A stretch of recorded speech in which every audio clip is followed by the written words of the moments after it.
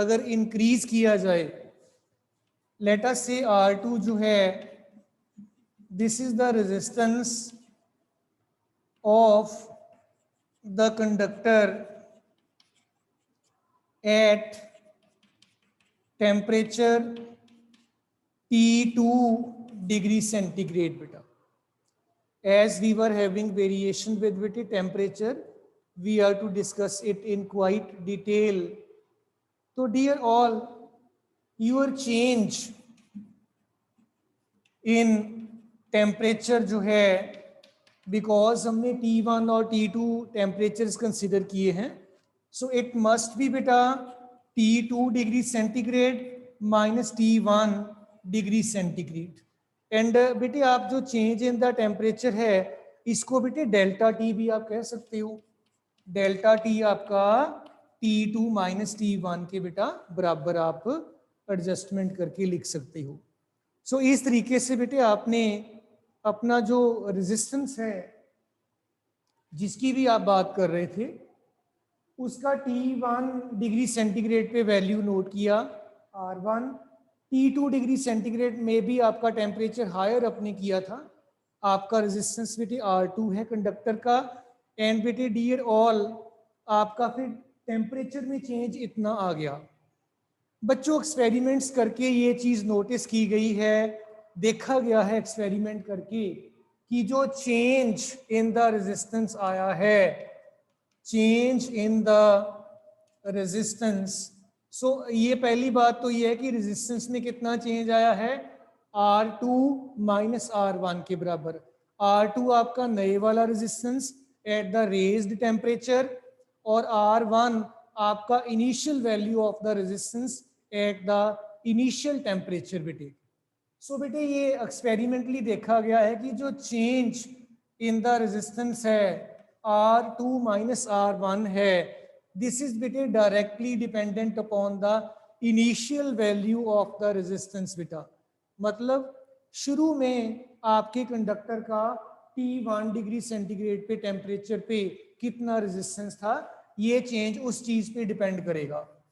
Secondly, जो change in the resistance है बेटा, it also depends upon the change in the temperature. मतलब temperature में कौन सी चेंज आई, कितनी चेंज आई, इस बात पे भी आपका ये रेजिस्टेंस बेटा डिपेंडेंट है. अब आप क्या करिए, R2 माइनस R1, ये दो आपके पास बच्चों इक्वेशंस बन जाया करती हैं, दोनों को बेटे आप कंबाइन कर लीजिए. This is proportional to R1 delta T कर लीजिए आप बेटा. आप इस साइन को हटा दीजिए, प्रोपोर्शनैलिटी साइन को. इसकी जगह पे आपके पास प्रोपोर्शनैलिटी कांस्टेंट आ जाएगा, उसको आप अल्फा बोलते हो. This is alpha. And alpha, this is बेटे temperature coefficient of resistance of the conductor. This is R1 and बेटे डेल्टा T. अब बेटे इनको मैं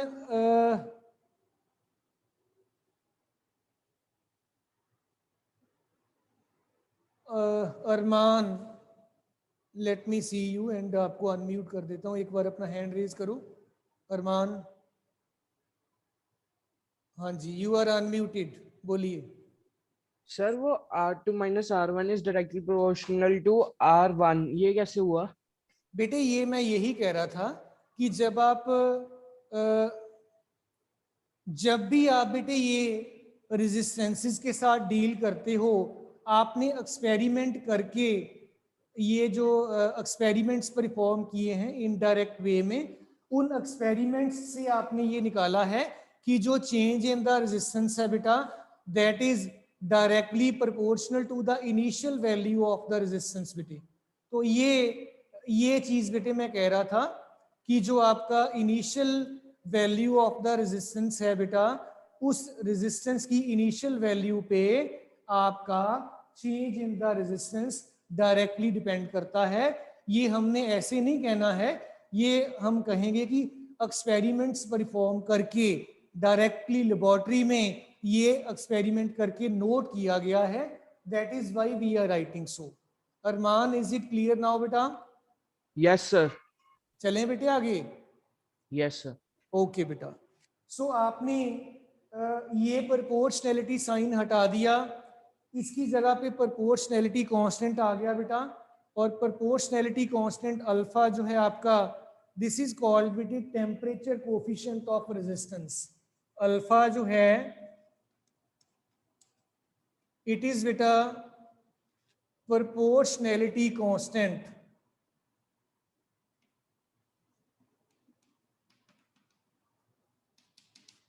proportionality constant and is called temperature coefficient of resistance of the conductor। आप बेटे alpha के बारे में और भी ज्यादा इंफॉर्मेशन गैदर कर सकते हो। आप मैं इस पार्ट को रब करके इधर कर देता हूं बेटा। तो जब आप अल्फा के बारे में और डिस्कशन करोगे, we will be having that बेटा, आपका जो अल्फा है, let us see what this is equal to बेटा।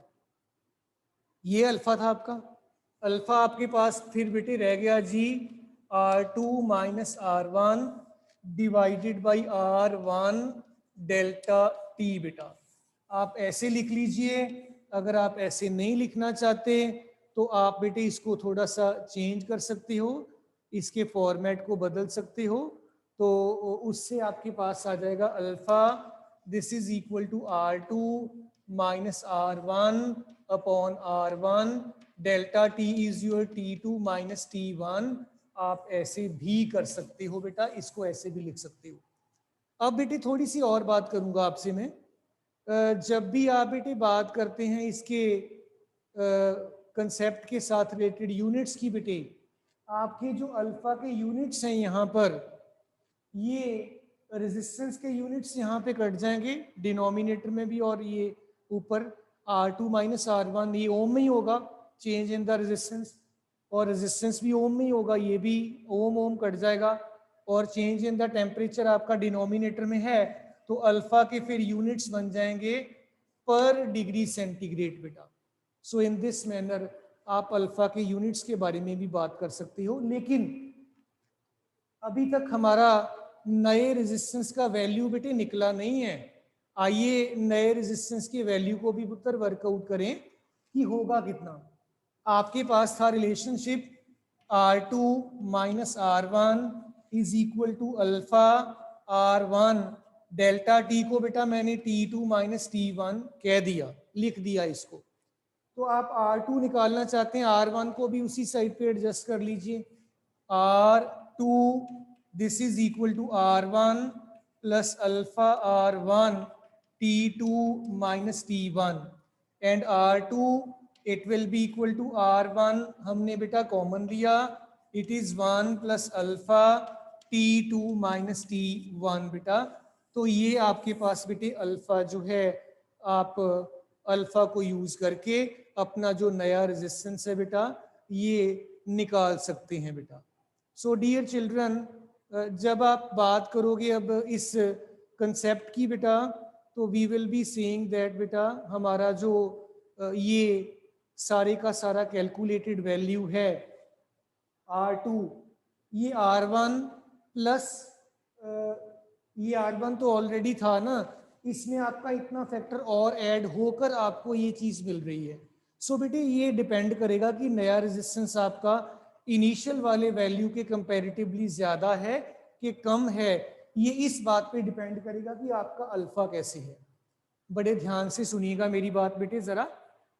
आपके जितने भी कंडक्टर्स हैं, मेटल्स जिनको आप बोल दिया करते हो, मेटल्स के केस में अल्फा जो है इट इज पॉजिटिव। नोट कर लीजिएगा साथ साथ, मेटल्स के केस में अल्फा पॉजिटिव है। इसका मतलब है कि टेम्परेचर जब आप इंक्रीज करोगे तो नया रेजिस्टेंस जो है वो बढ़ जाएगा टेम्परेचर इंक्रीज करने पे। लेकिन जो आपके सेमीकंडक्टर्स होते हैं उनके लिए अल्फा नेगेटिव होता है, उनका रेजिस्टेंस कम हो जाएगा टेम्परेचर बढ़ाने से। और आपके जो अलॉयज होते हैं उनके लिए अल्फा है तो positive, but that is very very very very small. तो इसी वजह से आपकी जो स्टैंडर्ड रेजिस्टेंस कॉइल्स हैं उनको डिजाइन करने के लिए अलॉयज को यूज किया जाता है। मैं लिख देता हूं आपको सेपरेटली भी बेटा। फॉर मेटल्स अल्फा जो है पॉजिटिव है, इसका मतलब क्या हुआ, the resistance of metals increase with the rise in temperature, right बेटा। और अगर मैं बात करूं बेटा आपके, this is a case, b case है सेमीकंडक्टर्स। सेमीकंडक्टर्स के केस में अल्फा नेगेटिव होता है। अगर नेगेटिव हो गया तो ये चीज सारी आपकी माइनस हो जाएगी इसमें से, तो उससे क्या होगा बेटा, the resistance will decrease with the rise in temperature। Semiconductors के लिए रेजिस्टेंस बेटे कम होता रहेगा जैसे जैसे आप टेम्परेचर को बढ़ाओगे, लेकिन अलॉयज जो हैं इनके लिए बेटे आपका जो अल्फा है, आइए देखें, for the case of c part है अलॉयज। अलॉयज में कॉन्स्टेंटन एंड मैग्नीन, ये दो अलॉयज हैं। इनके लिए अल्फा है तो पॉजिटिव, बट इट इज बेटा वेरी वेरी स्मॉल। और अगर अल्फा आपका स्मॉल होगा तो resistance will not change with the rise in temperature। Change ज्यादा नहीं आएगी, आएगी जरूर बट ज्यादा नहीं होगी। और हम अपना जो स्टैंडर्ड रेजिस्टेंस कॉइल्स हैं वो फिर बेटे कंस्टेंटन या मैग्नीन मटेरियल यूज करके बना सकते हैं। मैं रिपीट करूंगा, आपको सीबीएसई में क्वेश्चन पूछा जाता है कि explain why constantan and manganin alloys जो हैं we make use of these alloys for constructing the standard resistance coils.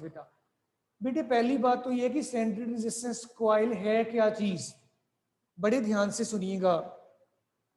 आप एक स्केल के साथ किसी लाइन की लेंथ मेजर करते हो, आपके ज्योमेट्री बॉक्स में स्केल होता है, कई बार वो मेटल का भी होता है, स्टील का बना हुआ देखा है मैंने बच्चों के पास, और कई बार वो सिंपल प्लास्टिक का भी होता है। अगर जिस आप स्केल के साथ लेंथ का मेजरमेंट कर रहे हो, लेंथ का मेजरमेंट करते करते उसकी अपनी लेंथ ही बदल जाए तो वो आपको करेक्ट रीडिंग नहीं दे पाएगा। I mean to say that कि गर्मियों में वो एक्सपेंड कर जाएगा, उसकी लेंथ थोड़ी बहुत बदल जाएगी, सर्दियों में कंट्रैक्शन हो जाएगा, उसकी लेंथ फिर बदल जाएगी थोड़ी बहुत। अगर वो मेटल का है तो इसका मतलब हुआ कि आपका जो मेजरिंग डिवाइस है जिसके साथ आप मेजरमेंट कर रहे हो वही स्टैंडर्डाइज नहीं है, वही अपने आप को बदली जा रहा है। तो जो आप उसको यूज करके रीडिंग बनाओगे, रीडिंग निकालोगे, तो वो रीडिंग तो ठीक हो ही नहीं सकती बेटा। सो इन दिस मैनर बेटा आप जिस चीज के साथ रेजिस्टेंस मेजर कर रहे हो उस चीज को स्टैंडर्ड रेजिस्टेंस कॉइल बोलते हो। अगर उसका अपना रेजिस्टेंस ही बदलेगा तो फिर वो नोट क्या करेगा, गलत रीडिंग आपको मिलेगी। इसीलिए जो स्टैंडर्ड रेजिस्टेंस कॉइल्स हैं इनके रेजिस्टेंस में with the passage of time and temperature कोई चेंज नहीं आना चाहिए। सो ये आपका सिर्फ बेटा इन अलॉयज के केस में ही पॉसिबल है, कंस्टेंटन एंड मैग्नीन के केस में। सो इसीलिए कंस्टेंटन और मैग्नीन नाम की जो अलॉयज हैं बेटा, we make use of these alloys for making standard resistance coils बेटे। सो मे आई होप कि सारे स्टूडेंट्स को समझ आ गया है। मुझे थोड़ा सा कमेंट कर दीजिए, मैसेज कर दीजिए, then I will be proceeding ahead with the discussion बेटा। यस बेटे, वेटिंग फॉर योर कमेंट्स बेटे डियर चिल्ड्रन। समझ आ गया सबको कि नहीं?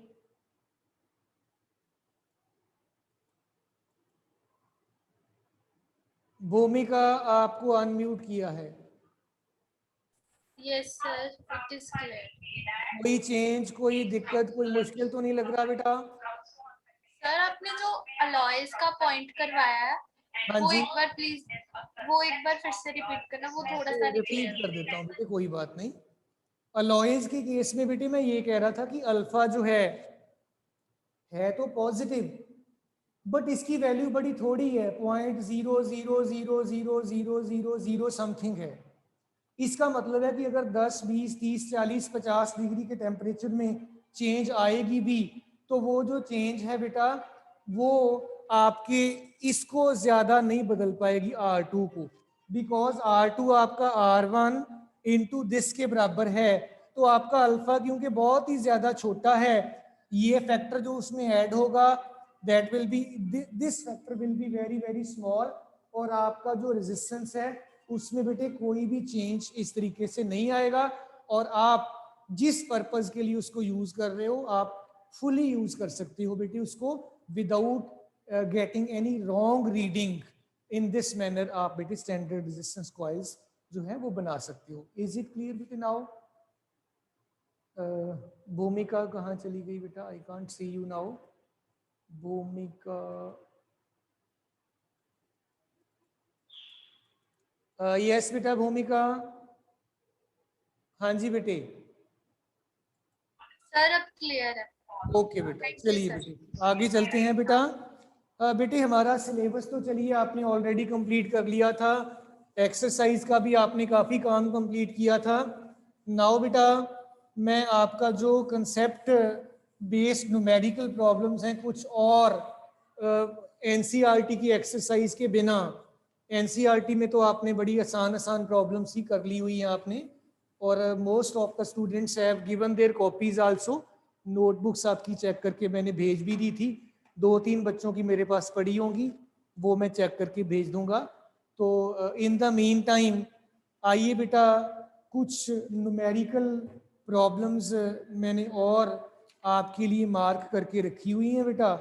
आइए इनके बारे में बेटे वन बाय वन बात करें बेटे। इसमें बेटा जो पहला ही न्यूमेरिकल आपको कहा गया है, 3 कंडक्टर्स ऑफ रेजिस्टेंस 1, 2, 3 ओम। आपके पास 3 कंडक्टर्स दिए गए हैं, 3 कंडक्टर्स जिनका रेजिस्टेंस है 1 ओम, देन बेटा 2 ओम, R1, R2, R3 कह देते हैं, एंड 3 ओम। ये रेजिस्टर्स आपको दिए गए हैं। These are connected in series and then in parallel calculate the effective resistance of the each combination। इनको पहले आपने सीरीज में भी लगाया, फिर आपने इनको पैरेलल में लगाया, दोनों केसेस में इनका रेजिस्टेंस आपको इफेक्टिव निकालना है। सीरीज की अगर बात कर लें तो आर सीरीज में आपके जो रेजिस्टर्स हैं डायरेक्टली ऐड हो जाया करते हैं बेटा। So this will be 1 + 2 + 3, it will give you 6 ओम बेटा।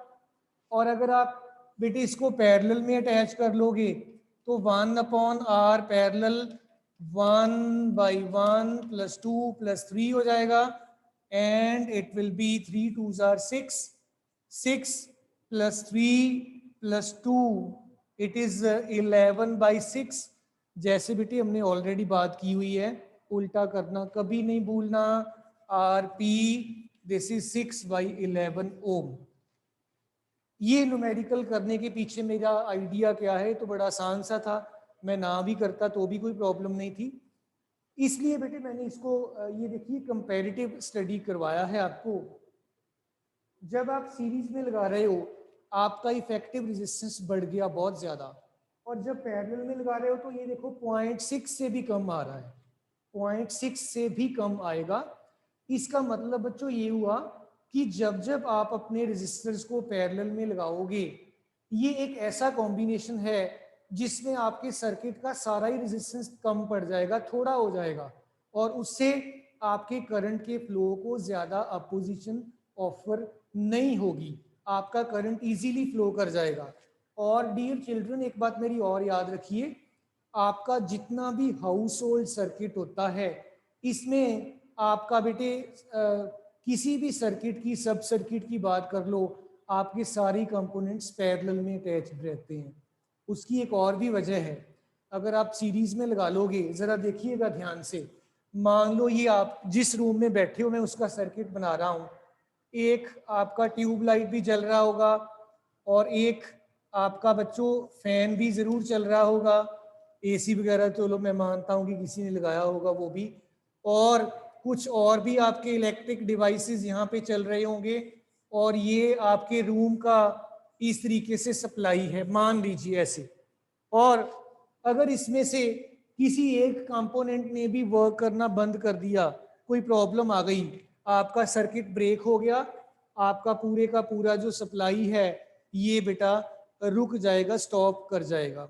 सो इन दिस मैनर बेटा आप अपने पूरे के पूरे घर में अगर एक भी इलेक्ट्रिकल अप्लायंसेस में से आउट ऑफ ऑर्डर हो जाएगा तो आपका बेटा पूरा सर्किट का करंट फ्लो करना बंद कर देगा, और उससे आपका बाकी का जो सर्किट है जो ठीक भी है वो भी चलना बंद कर देगा। इसीलिए जितने भी कंपोनेंट्स हैं घर में, उन कंपोनेंट्स को बेटा प्रोबेबली पैरेलल में अटैच किया जाता है, ताकि किसी भी तरीके का अगर कोई प्रॉब्लम सर्किट में हो जाए तो आपका बाकी सर्किट जो है that should keep on working बेटा। सो दो बातें आपको बताई हैं, पैरेलल में रेजिस्टेंस कम हो जाएगा, इसको अपने माइंड में रखिए, और दूसरा सीरीज में ज़्यादा हो जाएगा, और तीसरा आपका जो हाउस होल्ड सर्किट है इसमें कंपोनेंट्स को जनरली हम बेटा पैरेलल में अटैच किया करते हैं बेटा। देन बेटे आपके पास बात आ जाती है नेक्स्ट न्यूमेरिकल प्रॉब्लम की। आइए इसके ऊपर भी फोकस करके देखें, नेक्स्ट प्रॉब्लम हमारा क्या है, कैसे कर सकते हैं बेटा।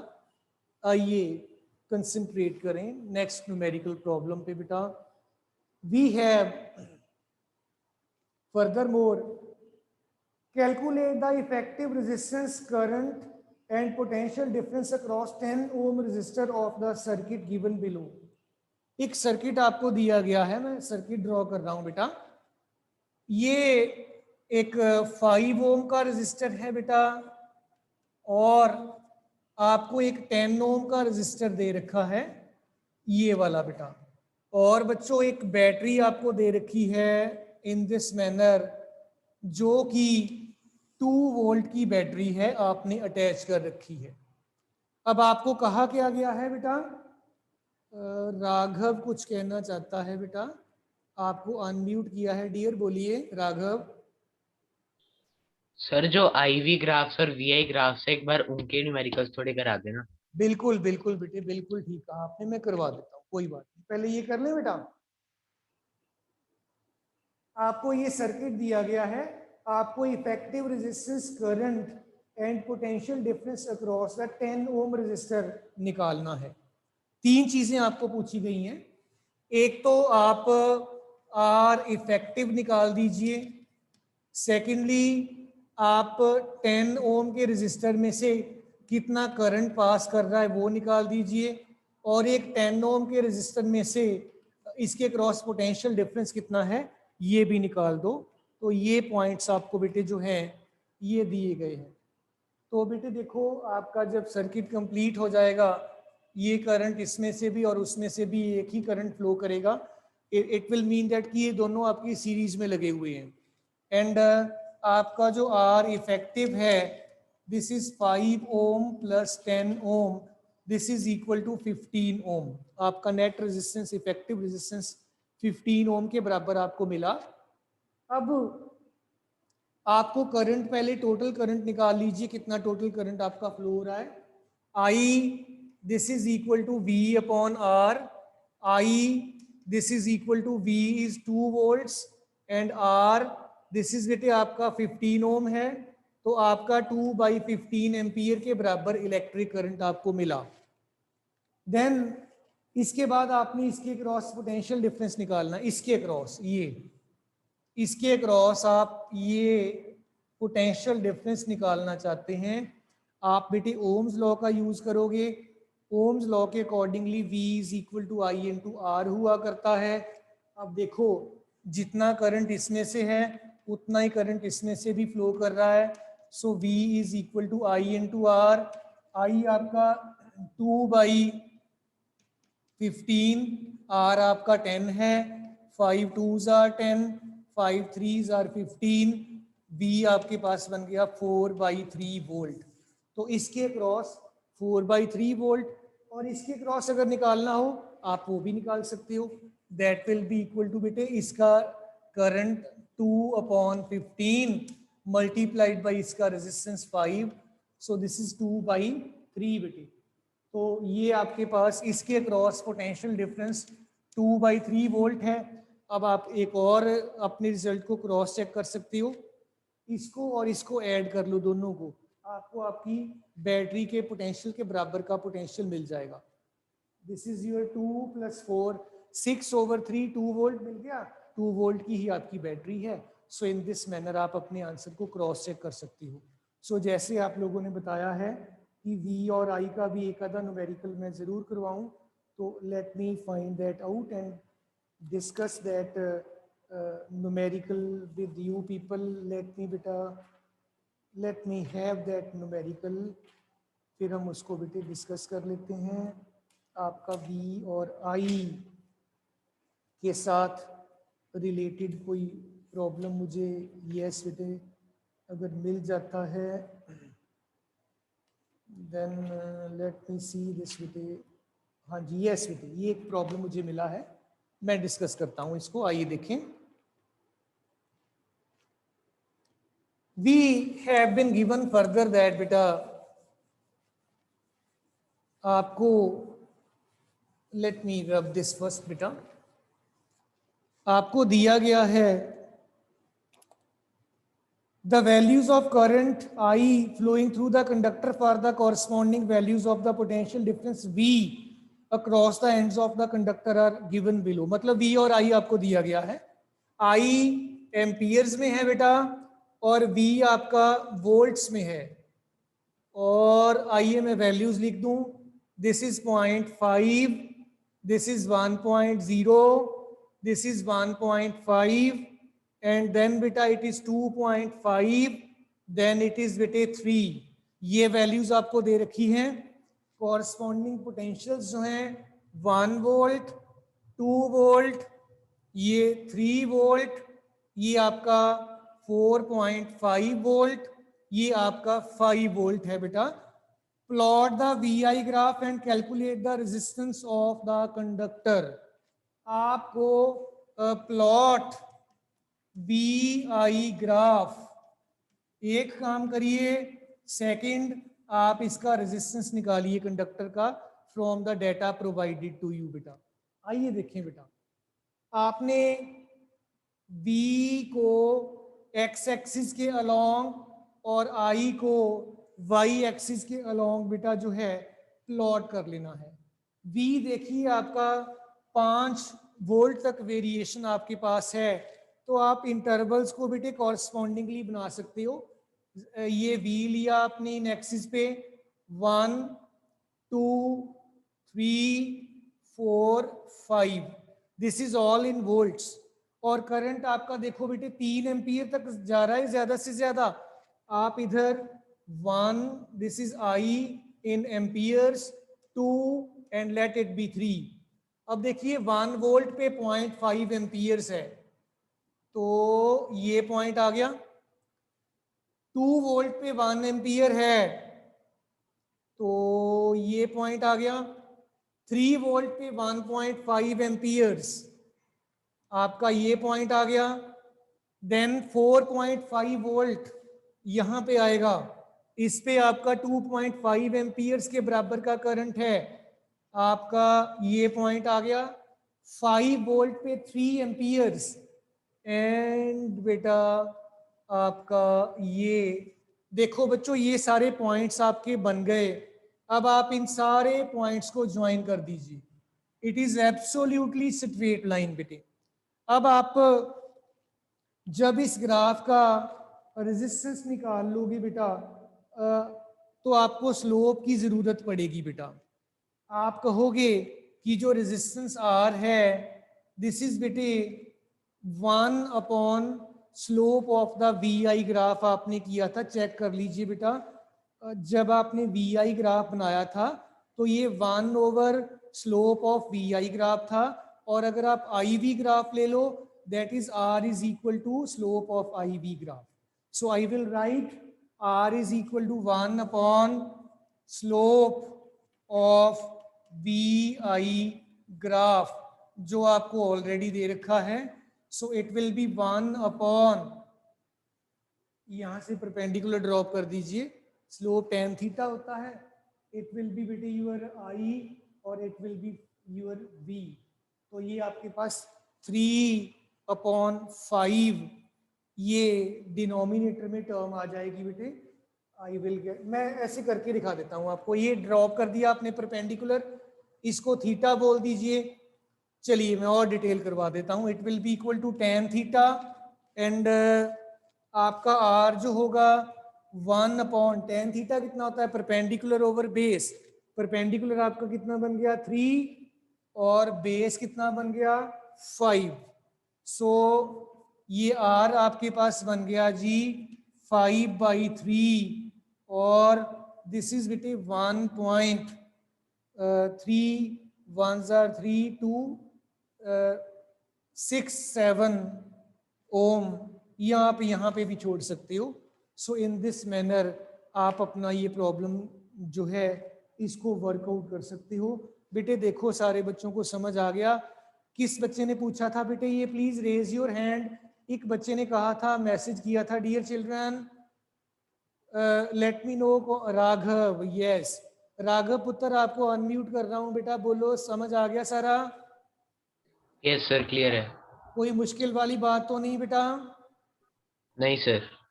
चलिए बेटे फिर कल मैं आपको ये चैप्टर रिवाइज करवा दूंगा fully. So thumbs up from my side to you all. Thank you all बेटा।